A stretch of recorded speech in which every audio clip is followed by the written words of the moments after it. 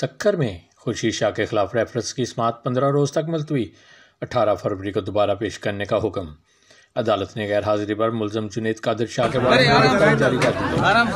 सक्कर से रिपोर्ट कर रहे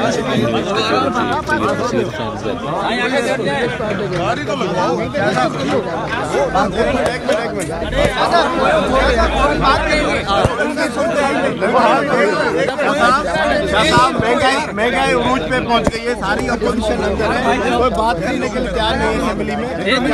रुक जाओ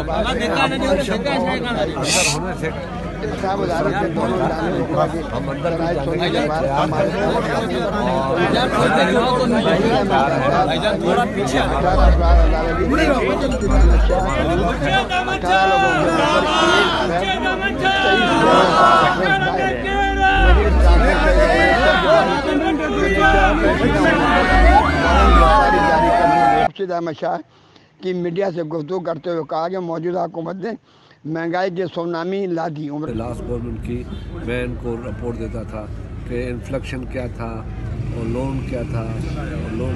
अब इन लोगों ने 6 महीने 1 साल के अंदर 11 अरब के करीब लोन लिया है। किसी हुकूमत ने आज तक 5 साल में भी लोन नहीं लिया और कहते हैं कि पिछली गवर्नमेंट का फेल्यूर है।